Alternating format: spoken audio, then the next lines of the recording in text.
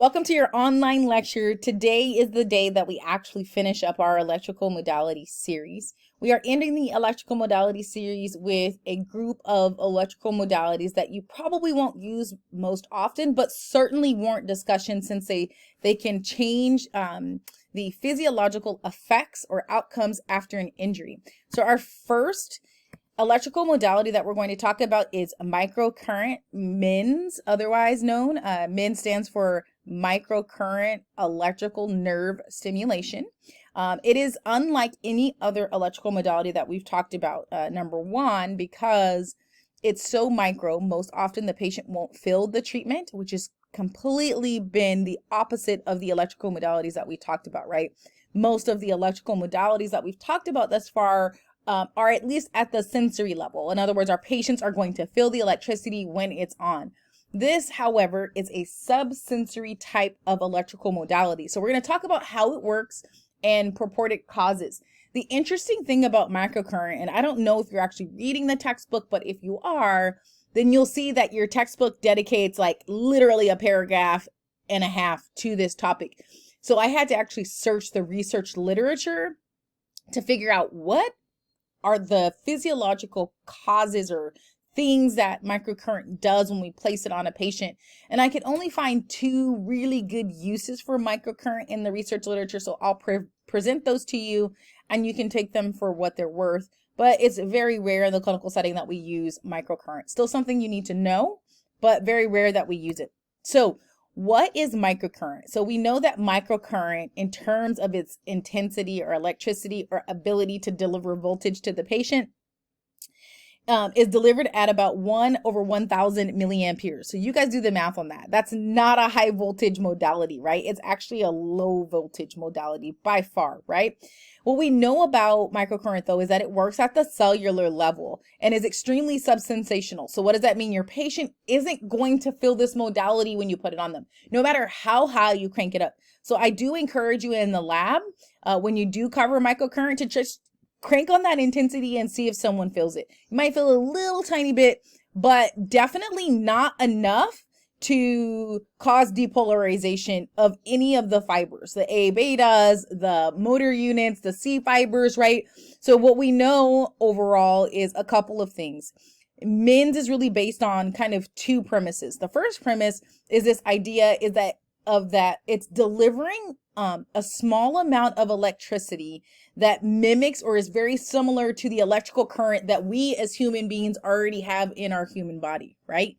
And what we know about this is that it's delivered at such a low level, but that low level is just enough to alter our cellular electrical system. Specifically the cellular electrical system that's responsible for, listen to me guys, repair and growth. So imagine that in the proliferation phase, we're able to alter the electrical system, we're able to alter the cell membrane, and we're able to facilitate repair and growth. And we'll talk about how physiologically in just a second. I think I've already stated this here on this slide, but because of its peak amplitude, right, it really doesn't even have the ability at the lowest level to cause the depolarization of those A betas. So we're really not going to see a whole bunch of pain reduction. We certainly aren't going to see neuromuscular facilitation. So this is a modality that we're going to use for very specific patients who walk into our clinic. So what do we know about microcurrent? What does the research literature tell us? Again, this is data that comes from actual research articles. It doesn't come from your textbook, unfortunately. What we know is that it can be used to speed up the repair of superficial skin wounds. So what do I mean by that? I'm talking about those patients who come into you with turf burns, right? So our soccer athletes, if you're working soccer and they have turf, your football athletes who are now working or playing on turf, right? What we're starting to see in the field of athletic training, you guys, right, is the increase in the usage of turf in the field of athletic training. So we're going to see a lot more superficial skin wounds. But if you're going into physical therapy, if you're going to be a physician assistant, then you certainly will be dealing with pressure ulcers, right? And so when I'm thinking superficial skin wounds, That's what I'm thinking about. From an athletic training standpoint, we're thinking turf burns, which is a good thing because those typically have a high rate or incidence of infection. So the sooner we can close that wound, the less at risk our patient is for infection, right? In terms of the evidence, I couldn't find anything that talked about microcurrents' physiological ability to actually aid in wound healing, deep wound healing, or edema reduction. So one of the things that we know, and that I said on the previous slide, is that microcurrent has been purported to facilitate growth and repair, right, in the proliferation phase. So basically, it's responsible, or it assists in the healing process, in the recovery, right, of the type 3 and the changing of type 3 to type 1, right? We remember that process, I'm assuming. So how does it do that? So what we know about it is it facilitates the increase, it facilitates ATP production. And one of the things that we've seen in the literature is that it increases or improves protein synthesis, which is extremely huge, right? When we're talking about repair after a muscle strain, after a rupture, right? And so these two key physiological events, the ATP production and the increase in protein synthesis, are what's responsible for the body being able to repair at a quicker rate, right? If we improve ATP production, if we increase protein synthesis, then we facilitate the repair and growth of the muscle tissue in this particular case, right, you guys? All right, this comes directly from a research article. Microcurrent acts at the membrane, the cell membrane, by stimulating the opening of your ion channel. So in essence, what it's going to do is it's going to facilitate the flow of sodium and calcium and potassium, right, through the cell membrane, which sometimes gets disrupted, right, in an injured model. So it's going to facilitate that and hopefully restore homeostasis, right? And so what we know about that is this influx of ions enhances the cellular physiology within an injured model. And so again, we see improvements in repair and growth. But there is this huge assumption, right? There's this assumption that a very low level of electricity is capable of controlling our bioelectrical channels, right? There's this huge assumption, and it's extremely hard to measure from a scientist perspective, but that's what's purported happens when we apply MINS to our patients. So with that in mind, there are two key uses in the field of athletic training. We can typically utilize MINS for wound healing and or fracture healing. So when we think about the intensity of the treatment, I would say it doesn't matter because you're not going to feel it. But apparently in wound healing, it does. So you want that intensity to be between 200 and 400 milliamperes, right? And then in addition to that, you want the frequency to be high. So anywhere from 100 to 200, most often pulses per second, I believe, with microcurrent. And then in terms of polarity, for the first 3 days, you want it to be negative so that it can repel out any structures or substances that have negative effects. And then after the first 3 days, you want it to be positive, and you want that electrode to be positioned about 25 centimeters proximal to the actual wound itself. In terms of phase duration, you want it to be long, and then treatment time is what gets me, right? So when I think of 2 hours of having a patient sit with an electrical modality, oh my gosh, right? I have a heart attack. That's a long time for a patient to be in our clinics. But there certainly are portable MINS units, which means that patient can be walking around and being stimulated all at the same time, right? So it's a long treatment. We're talking 6 hours a day out of our patient's life that MINS is on. But if we want to facilitate a repair and growth in a wound, then this is what's recommended in terms of parameters. On the opposite end of that, we have seen in the clinical setting where MINS can be used to facilitate fracture healing, to stimulate those osteoblasts, to lay down those bones, right? And so in terms of intensity, it says to patient tolerance, but I just told you guys it was subsensory. So you can see how there's kind of this conflict between the literature and what the device can actually do. So to patient tolerance, you want the frequency to be low, low pulses. if you're using a negative polarity, you want it to be close, but distal to the fracture site, and then that positive electrode is going to be proximal, right? So you're going to have a negative and a positive electrode. That negative is going to be closer to the fracture site but distal, and that positive is going to be proximal. We can see that in both, right? The negative electrode for the first 3 days, and you want that positive to be positioned approximately 25 centimeters proximally to that. Okay, so you can determine the polarity of treatment, I guess is what I'm saying with that. For fracture healing, same thing applies. We want a phase duration that's extremely long. Doesn't matter though, right? It's not going to cause a depolarization of anything, but these are the parameters for which they should be set. And then the treatment time is going to be a lot shorter, but we're also going to do it more times per day. Now, when I think of microcurrent for fracture healing, I think of a bone stimulator. I'm sure we've all heard of those, right? That bone stimulator pretty much is attached to that fracture site for the entire day. So think of microcurrent as a bone stimulator in that regard. That is all I have for you for microcurrent. I certainly don't think this is a modality that is our go-to. I think it's a modality that we use as an adjunct. So in addition to, I don't know, let's say high volt to reduce edema in a wound area, we would also then utilize MINS to kind of help with the repair and growth. So it's more of an adjunctive electrical stimulation versus a primary form of electrical stimulation. The next electrical modality that we're going to talk about is iontophoresis, and I'm going to have you go back to our second lecture of the series where we talked about waveforms. So iontophoresis is the first direct current that we're actually going to talk about. And by direct current, what I mean is it stays on one side of the isoelectric line and it lasts longer than a second. So not only does it stay on that one side of the isoelectric line, but in order for it to be a direct current, it has to last longer than a second or stay on longer than a second, right? So when we think about iontophoresis, we are using this device to introduce medication ions into the skin. Now, it is a low voltage modality, but very high amperage, and it's a direct current. And so the scary part with iontophoresis is because it's a direct current and it's on for at least a second or longer, and it's delivered at high amperes, it has the risk for causing burns in our patient. And we'll talk about that on the next slide. But here's what we know about iontophoresis is essentially we put medication on a treatment pad, right?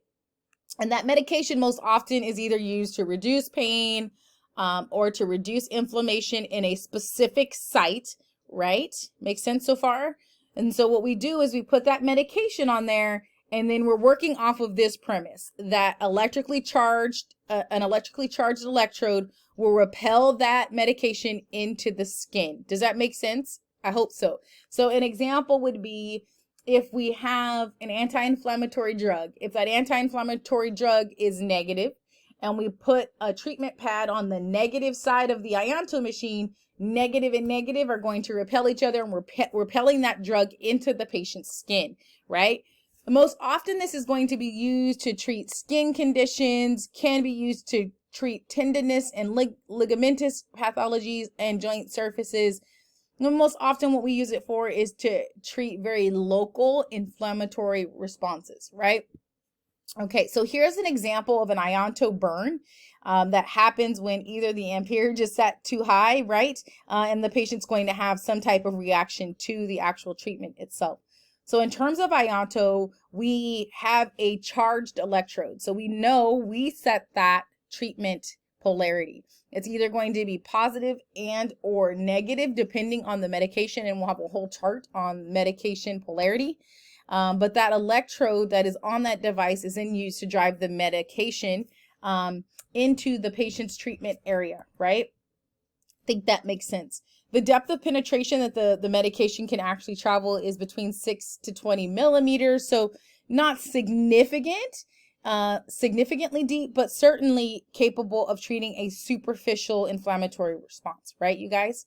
Now, here's my caveat. If you're going to use Ionto, which honestly has decreased in its usage because now the medications that we use require patient prescription. Previously, we did not need a physician's prescription to use Ionto, but now you actually do, right? So we're starting to see less and less use of Ionto in the clinical setting. But what we need to do and make sure that we're doing is make sure that we decrease the risk of skin irritation and burning. And most often that happens under the cathodal electrode or the negative electrode, right? So how do we do that?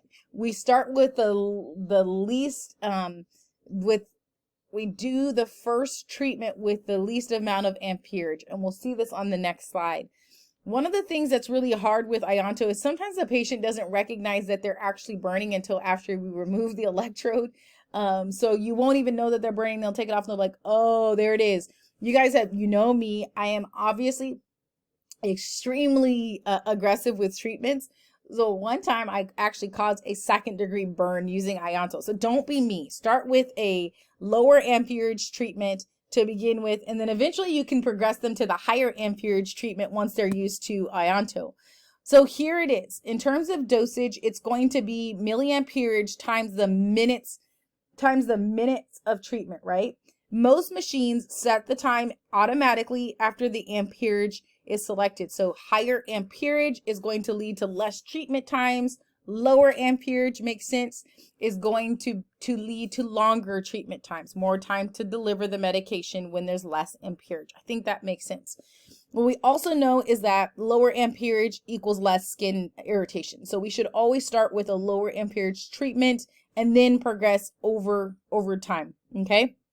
Now, if we look at this device, and hopefully it's large enough on your screen that you can see it, if we have a 2 milliamperage treatment, right, we can see that the treatment is going to be about 20 minutes. If we increase that treatment to 4 milliamperage, then we'll see that that treatment time is significantly going to reduce to 10 minutes, right? We're delivering more electricity, and so we need less time to deliver that particular medication, right?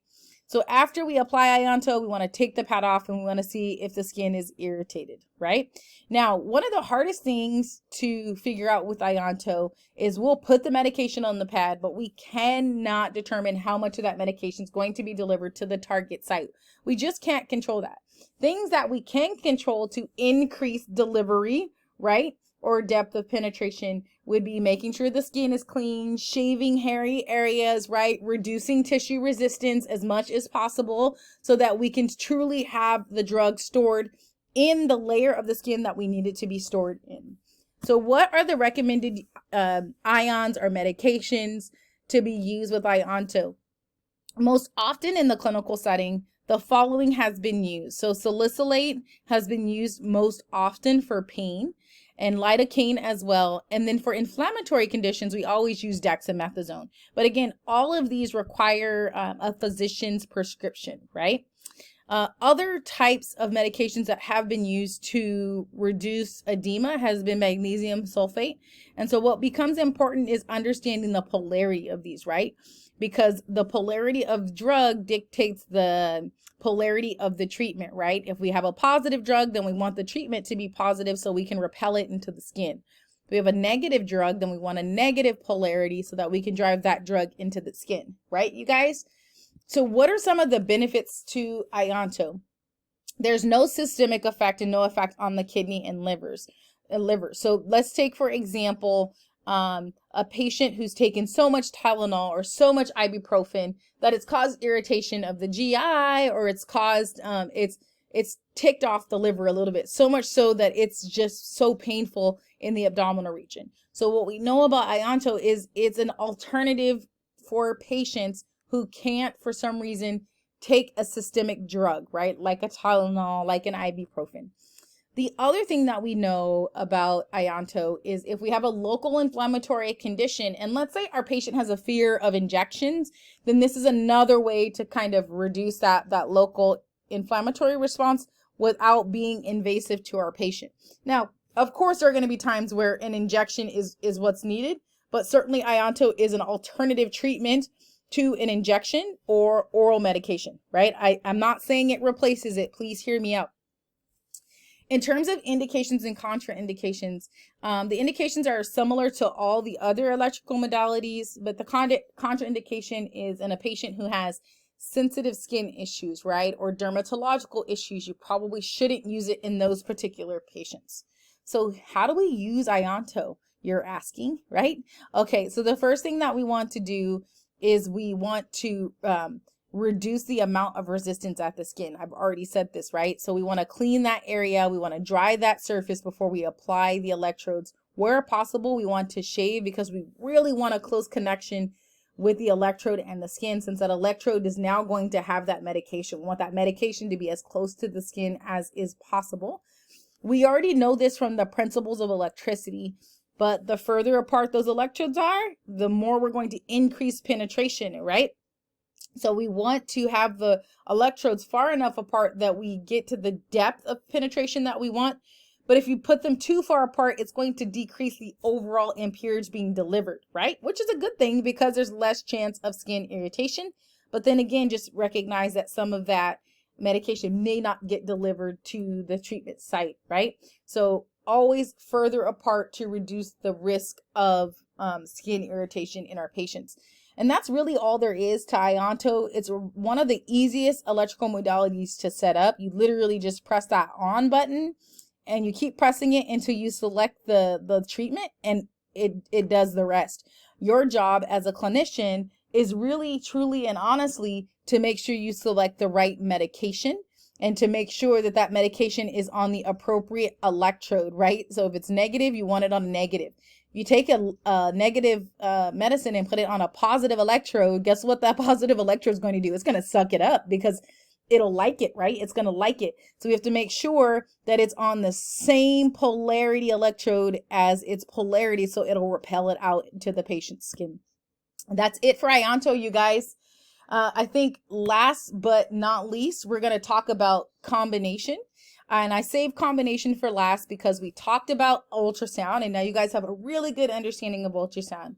We're just finishing up our lecture series on electrical modalities, and combination, you guys, is, guess what? A combination of using electrical modalities and therapeutic ultrasound to treat our patients. So it's a combination of the two modalities that we spent the last 6 weeks talking about in this class, right?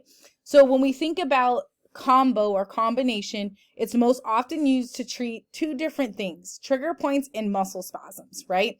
So it is a modality in the clinical setting that we can use to help our patients who come into us and say, I have this spasm, I have this trigger point, and I can't get rid of it. Output parameters, well, we have to think about this. There are two output parameters that we have to consider. We have to consider whether it's going to be thermal or non-thermal. I'm assuming it's going to be a thermal treatment for a muscle spasm or trigger point.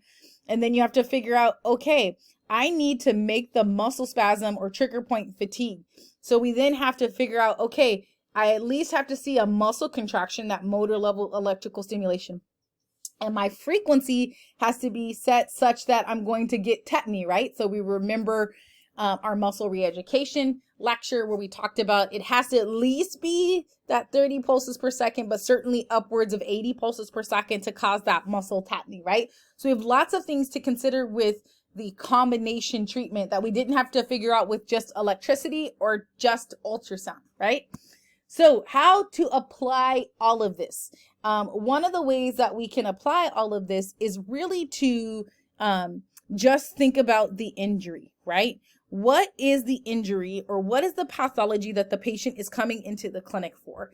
And then you're going to ask yourself a couple of things. Knowing that we probably need to use thermal ultrasound, what phase of the injury are they in? If they're in the acute phase of the injury, then more than likely combination isn't the appropriate treatment for this particular patient at this moment of time in that phase of injury, right?